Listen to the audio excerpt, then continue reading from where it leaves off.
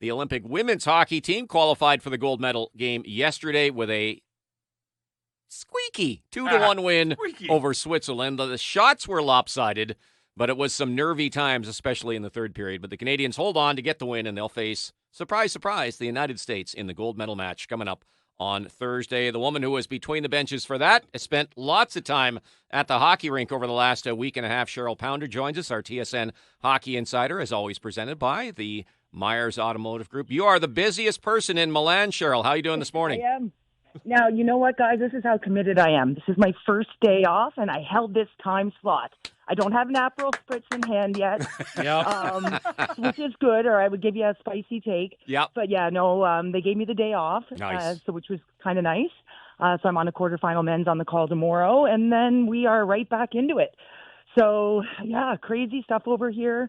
Running around between ranks, but absolutely loving it. You know, anytime it's an Olympic Winter Games, and to be working both women's and men's has been outstanding.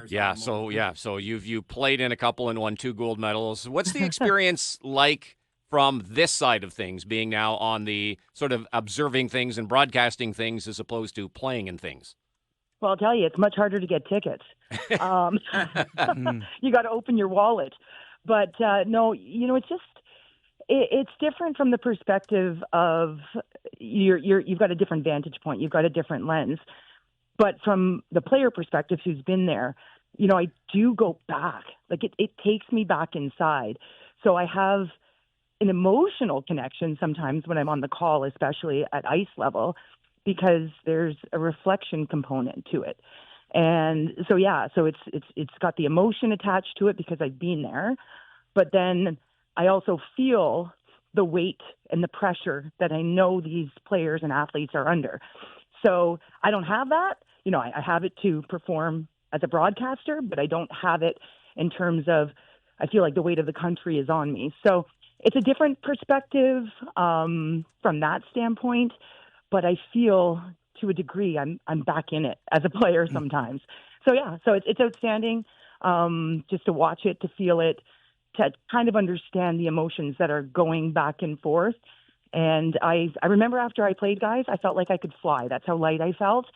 So, yeah, I know what the athletes are going through.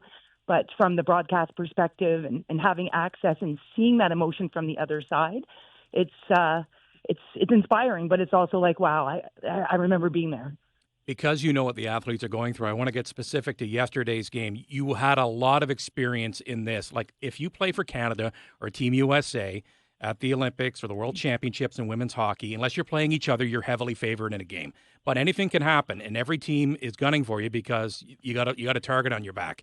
And they're going to play that prevent and just try to keep the outside game the whole game, and hopefully their goalie steals one, right?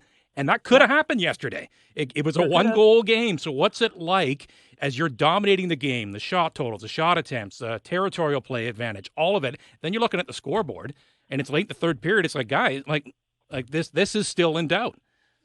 Yeah, what everyone's feeling or what we feel on the other side of it is what they're feeling. And the sticks get tight because it doesn't matter if you're holding possession. Yeah. Like at the end of the day, you know, we've talked about it. It's about the win, and so it doesn't matter whether they put up 8 shots and you put up 50. It's about capitalizing and finding ways to not let them hang around. And even as a broadcaster and as an athlete, so I've got sort of this dual component in me, even though I'm 20 years removed. Is I'm sitting in the box, between benches, and I'm actually saying to myself, they don't have enough. Like, it's 2-0. This is not enough. They're letting them hang around, and that's the confidence. This is exactly where the Swiss want to be, and it takes one bounce to get back in the game, and lo and behold, right? So it's difficult because what happens as an athlete is you start to force play that isn't there, and you got to trust your habits, but a lot of the time you start shooting from wherever just because you want to, we got to go, we got to push. Well, that takes you off your game because if you're not getting high danger looks, like the chances are it ain't going in. So now you're giving confidence to the goaltender, confidence to the team, and you're playing right into their hands. But easier said than done when you're pushing and you're trying to push pace. So yeah, as the game went on, guys, I was kind of looking up and getting texts and, that this is too close. And it almost felt like an overtime game. Like, of course, this is what happens. So yeah, you can't take anyone or anything for granted with a bounce here or there at the Olympic Winter Games. And you got to find a way to finish. There was a question as to whether Marie-Philippe Poulan was going to be able to continue her Olympics after she suffered that injury, and she gets back into the lineup. She's obviously not well enough that she can't even walk from the far dressing room to the rink. She has to take the same golf cart that the goalies do. So that's a pretty good indication that she's not nearly 100%. So give us your best guess as to how serious her injury is, and then on top of that, just talk about her performance yesterday. Canada only gets 2 goals, and of course, she gets both of them. She's hurt. She's injured. There's no question. When I see her in the golf cart, when I see her up close, favoring it early or in warm-up, it's no question. We're looking at a Poulan that is injured. The golf cart thing for me is unbelievable, because if you know Canada and you know Poulan, it would have taken a lot to put her on that with the goaltender from the opposing team. So that tells you one thing. The thing with Poulan, and I had a front row seat to her, breaking the record. I was about a foot away from grabbing her, and the emotion that she plays with, I actually felt like, and I did a hit last night, I felt like as the game went on, she completely forgot about the pain, the injury, because she just recognized, I have to make a difference here. And whatever mental fortitude that the best in the game have was on display at the highest level. And yeah, you can say that, one of the goals was a squeaker, and it was, but the reality is she just finds a way, and she found a way yet again. So she goes to the trenches, guys. But no, she's not near 100%. But again, as the game went on, I just kept looking at her skating, looking at her turning, and saying to myself, okay, like she's looking pretty good right now. And in the first period, her flanks were doing the work down low, which is what I kept saying. I want them in there. I want them as F1. I want them working the walls. I want her in the slot, give her that time. And by period 3, she's in the slot, she's in the corner. She's on the wall. She's breaking the seam. So it just shows you that she's a gamer at the highest level. It's why she's the greatest of all time. I was impressed to your just previous point there, Cheryl, in that her wingers, her line mates, because the one thing, she's a limited physically, no question about it. Yes. But the hockey sense, you could say it was a lucky bounce, but she got lost in space up top, get a shot away. The second goal, the tenacity that it just is baked into who she is. I'm going to that puck. I don't care. I'm getting that thing. But Darryl Watts in both plays, made great plays. And helping her out, and let her still be MPP. I'll go do some of this heavy lifting, make a great play. And I know you have the hockey sense and the nose, and we're just going to make it happen. Yeah, and I know after the first 20 minutes, I kind of called that top line out, and not Poulan, because there was no shots, there was nothing. And I'm a firm believer with this particular team, if you align those 3 together, even if Poulan's playing on one leg, that they have to be the line that set the tone. And they hadn't through the first period. And a lot of it was getting in on the puck with her flanks, knowing what she's going through, knowing what Poulan is going through. But now you've got Poulan in the dot. She can win those face-offs. She can win possession. Now she's got to get those flanks working. Well, they started off in that second period, guys, and they answered the call. And they're creative. To play with the best in the world, you have to be able to think it, get out of the way. And those 2 were able to do that alongside Poulan. But you're right. Poulan, if you watch her, and again, you kind of got to watch her off the puck. And so many people watch her in the slot and score the golden goals, but they don't watch her off the puck. She is unbelievable. Everyone knows she's a marked woman on the ice. Everyone's got eyes on her. So she just knows where the feet are positioned, how to slide in behind, where the stick space is available, how to draw into her so she can move the puck, cross crease. I mean, she's one of the most gifted players, is at moving the puck cross crease, and even when there's sticks there. So it's how she sort of works the zone.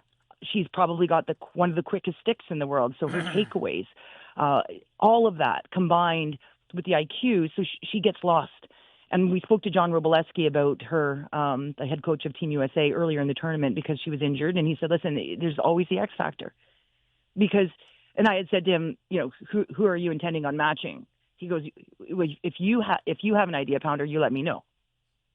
Because she just has this innate ability to not just make others better, but read what's being given to her. A lot of athletes can skate the game. We know some of the fastest players in the world who have unbelievable edges, but they don't recognize what they just created with their skating. She recognizes what she creates. She scans so quickly. So, yeah, you know what?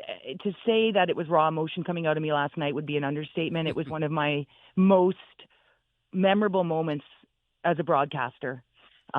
Just being there in that moment and witnessing sort of everyone around her celebrating her humbleness and what she has done. And it started in the game against Germany with the back check on one leg. And I'm like going, guys, if this is an impact that changes and shifts, then what will?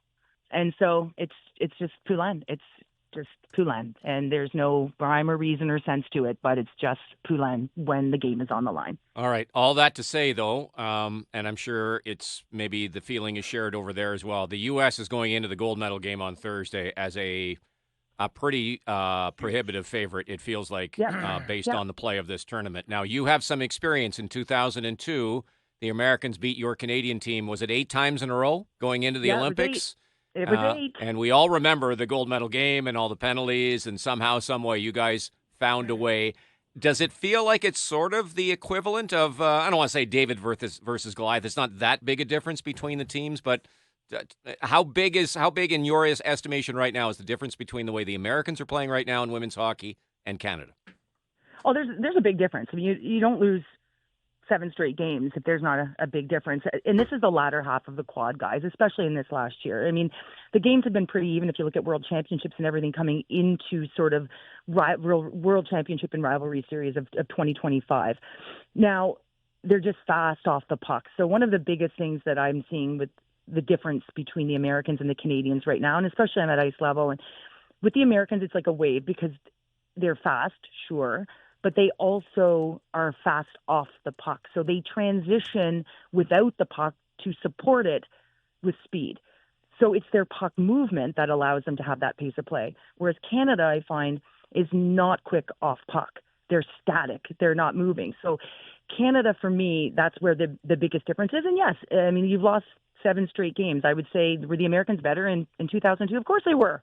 In the series, they crushed us.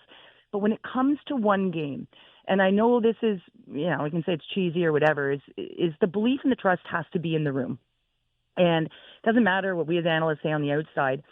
They've all had their calendar circled for February 19th. So the Americans, the Canadians. So when the puck drops for one game on February 19th and Poulan and Carpenter are lined up, it's an even playing field at that point. And to me, the biggest factor is 2 words for Canada: be first. If they're first on the forecheck, they have to win those faceoffs and get in.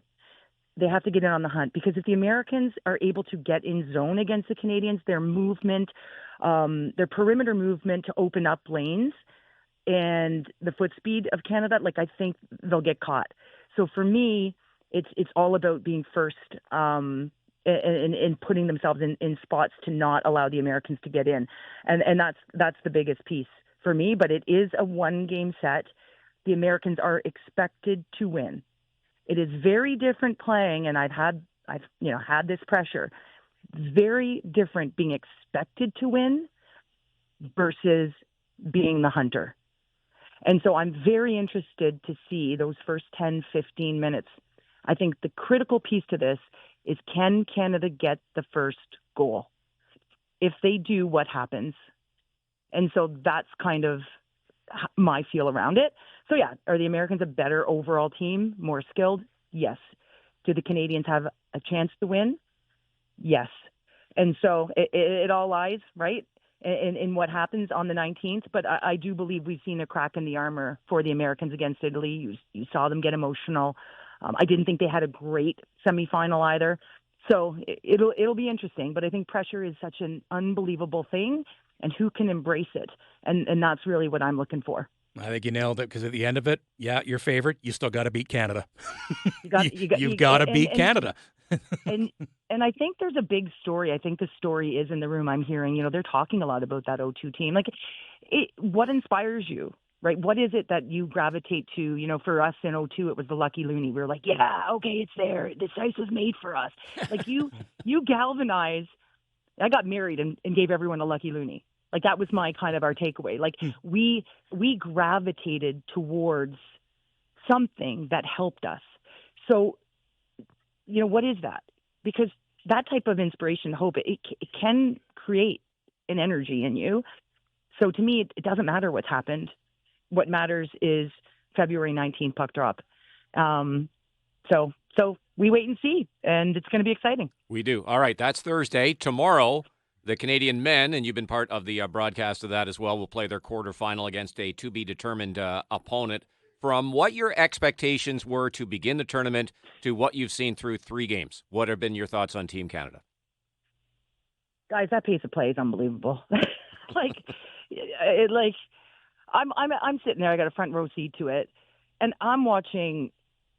You're watching 4 lines, 2 lines. One line has stayed the same, the stabilizing line. Sidney Crosby is centering your 3rd line, for goodness sake.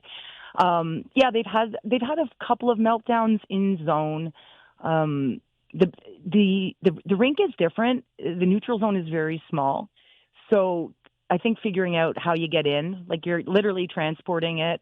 You're not really passing unless you make a weak, like a far side pass to get in. A lot of dump-ins, so a heavy cycle game. So you got to get on forecheck and then heavy cycle, low to highs, that kind of stuff.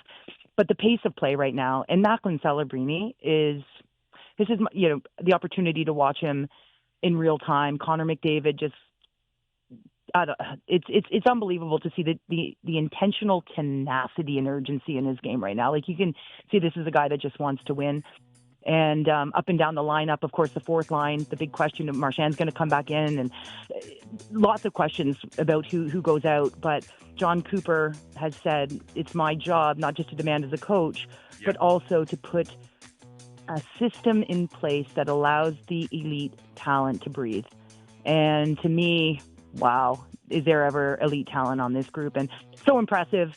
See who they get, whether, it's Czechia or the Danes, but this is a team that, from a forward perspective, the pace of play in which they can play is just absolutely incredible. And if they get on the power play, like, it's something. It really is something. Their back end, Harley's really impressed me. Doughty, just his first game, just disrupting play, just good, smart puck decisions. Parayko had a tough one the other day. Morrissey likely back in. So just, I don't know. We could talk forever about it, but a very, very impressive squad. All right, good stuff. Appreciate you taking a couple of minutes on your first day off at the Olympics to join us here. We're hitting some Aperol Spritz. It's coming. It's coming. All right, enjoy. You deserve it. You've been working hard. Appreciate the time as always. Enjoy the rest of the Olympics, and we'll talk to you again next week. Thanks, guys.